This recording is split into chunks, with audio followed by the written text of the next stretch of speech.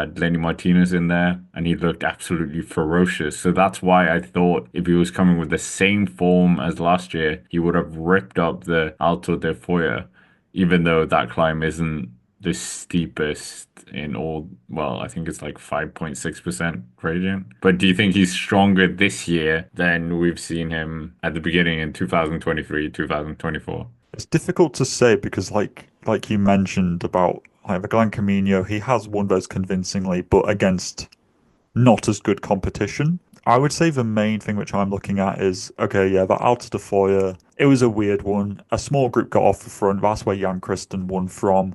Jonas was talking about how he was isolated in that group, which he was because Ben Tullett was up ahead and Kelderman got dropped and White wasn't there anymore. But he finished ahead of Roglic, which is a pretty good yardstick to be going against as a major competitor. And it's also worth noting that in the time trial, which is more of an indicator of form, I think, even though it was a big climb at the end, but it's the race of truth, so you get a bit more of a better idea as to how somebody's doing. Jonas put 49 seconds into Roglic in that TT, which is a pretty good showing that he's in good form. And I don't think, based upon his Alta de Foya performance, that he's in like the best form. Otherwise, I think he would have been able to follow Almeida. So I think that Jonas is looking probably about the same, if not a little bit better than we've seen him at the start of other seasons.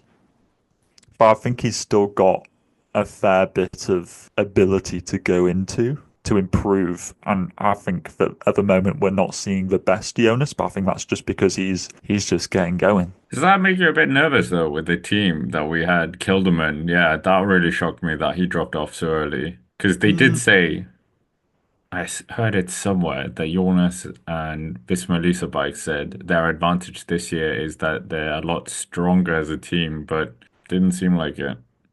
yeah, I think I saw And then you've something got similar. UAE with Jan Kristen winning the stage, Almeida dropping everyone. Okay, yeah, Mm, I do agree with the race of truth as well at the end, but just to look at that one climb that we had. yeah, but it's also not like a mountain climb. Like no offense to I know it's the highest kind of peak in the area, but no offense, it's not, the Otakam or Mont Ventoux, for example. It's probably required a bit more punch, which I know Jonas has, and I think that's more the thing which he really develops as he gets better in form, is that snap to really hold the attacks or instigate the attacks. Yeah, I think I saw the same article as you, how they do have a stronger team, and I think Jonas was specifically referencing towards in the Tour de France, they're going to have Jorgensen and Simon Yates there as well, and Sepp Kuss. So they have a really strong team there. And you could say that, well, none of those riders were here in this race. This was more of a B tier climbing squad, I would say, who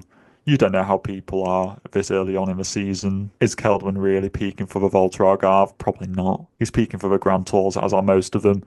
Ben Tuller was looking good, but he's more of, he's trying to build for one day races. So I don't think he had the strongest mountain support here. So I'm not taking too much away from Jonas being isolated in the finale just because this wasn't a squad built for hilly terrain support, in my opinion. Okay, we might as well do the final point.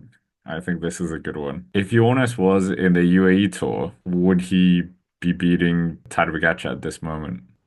No, I don't think he That would. was the battle we would need. Well, it would be, but that would be far too easy for us to try. For us to kind of pundit over. I think that Jonas wouldn't have won the UAE Tour, but I think that's literally just because Pogacar has a certain UAE badge on the back of his jersey, and he needs to win it because they haven't won it the last 2 years because they haven't sent him there, and they want to win their home race. It's really important to them. It's really important to the sponsors and the image of their team and everything which they're throwing at the sport in that area of the world. They needed to win it. So Pogacar was probably some of the best form of his life in the UE Tour. But he probably has a similar level of you need to be in this really good form for the UE Tour.